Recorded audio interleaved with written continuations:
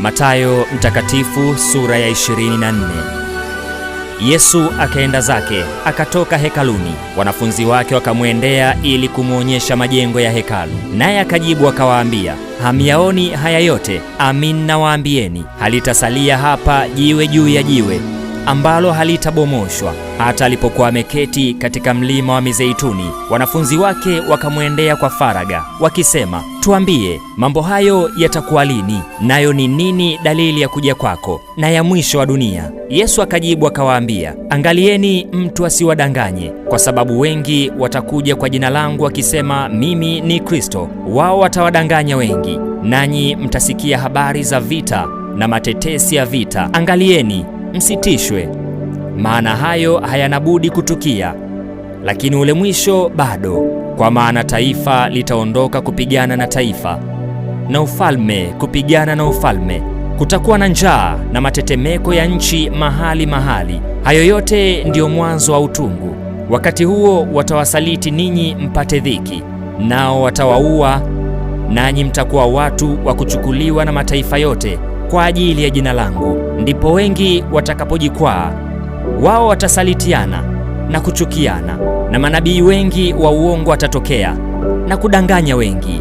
Na kwa sababu ya kuongezeka maasi, upendo wa wengi utapoa, lakini mwenye kuvumilia hata mwisho ndiye atakayeokoka. Tena habari njema ya ufalme itahubiriwa katika ulimwengu wote kwa ushuhuda kwa mataifa yote, kuwa ushuhuda kwa mataifa yote. Hapo ndipo ule mwisho utakapokuja. Basi hapo mtakapoliona chukizo la uharibifu lile lililonenwa na nabii Danieli limesimama katika patakatifu, asomaye na afahamu.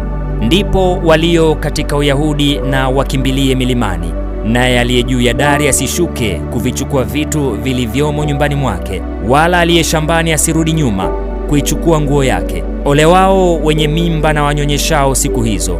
Ombeni ili kukimbia kwenu kusiwe wakati wa baridi, wala siku ya Sabato, kwa kuwa wakati huo kutakuwapo dhiki kubwa, ambayo haijatokea namna yake tangu mwanzo wa ulimwengu hata sasa, wala haitakuwapo kamwe. Na kama siku hizo zisingalifupishwa, asingeokoka mtu yeyote, lakini kwa ajili ya wateule zitafupishwa siku hizo.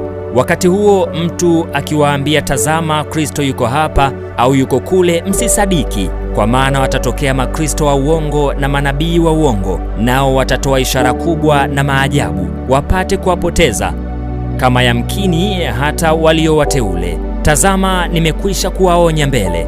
Basi wakiwaambia yuko jangwani, msitoke; yumo nyumbani, msisadiki. Kwa maana kama vile umeme utokavyo mashariki unaonekana hata magharibi, vivyo ndivyo kutakavyokuwa kuja kwake Mwana wa Adamu. Kwa kuwa popote ulipomzoga ndipo atakapokusanyika tai. Lakini mara baada ya dhiki ya siku zile, jua litatiwa giza, na mwezi hautatoa mwanga wake, na nyota zitaanguka mbinguni, na nguvu za mbinguni zitatikisika. Ndipo itakapoonekana ishara yake Mwana wa Adamu mbinguni. Ndipo mataifa yote ulimwengu watakapoomboleza, nao watamwona Mwana wa Adamu akija juu ya mawingu ya mbinguni pamoja na nguvu na utukufu mwingi.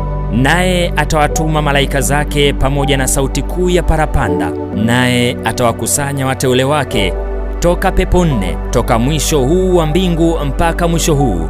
Basi kwa mtini jifunzeni mfano. Tawi lake likiisha kuchipuka na kuchanua majani, mwatambua ya kuwa wakati wa mavuno u karibu. Nanyi kadhalika, myaonapo hayo yote, tambueni ya kuwa yu karibu milangoni. Amin nawaambia, kizazi hiki hakitapita hata hayo yote yatakapotimia.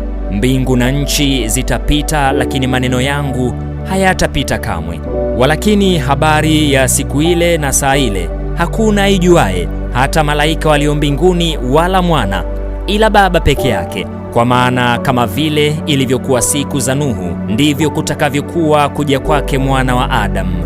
Kwa kuwa kama vile siku zile zilivyokuwa kabla ya gharika, watu walivyokuwa wakila na kunywa, wakioa na kuolewa, hata siku ile ilivyoingia Nuhu, hata siku ile alivyoingia Nuhu katika safina, wasitambue hata gharika ikaja ikawachukua wote, ndivyo kutakavyokuwa kuja kwake Mwana wa Adamu. Wakati ule watu wawili watakuwako kondeni, mmoja atwaliwa, mmoja aachwa.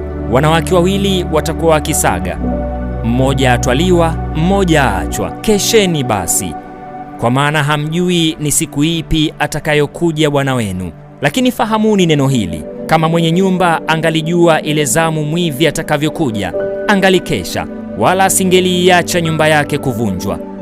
Kwa sababu hiyo, ninyi nanyi jiwekeni tayari, kwa kuwa katika saa msiodhani Mwana wa Adamu yuaja. Ni nani basi yule mtumwa mwaminifu mwenye akili, ambaye bwana wake alimweka juu ya nyumba yake, awape watu chakula kwa wakati wake? Heri mtumwa yule ambaye bwana wake ajapo atamkuta akifanya hivyo. Amin, nawaambieni, atamweka juu ya vitu vyote, atamweka juu ya vitu vyake vyote. Lakini mtumwa yule mbaya akisema moyoni mwake, bwana wangu anakawia, akaanza kuwapiga wajoli wake na kula na kunywa pamoja na walevi, bwana wake mtumwa huyo atakuja siku asiyodhani na saa asiyojua, atamkata vipande viwili na kumwekea fungu lake pamoja na wanafiki. Ndiko kutakuwako kilio na kusaga meno.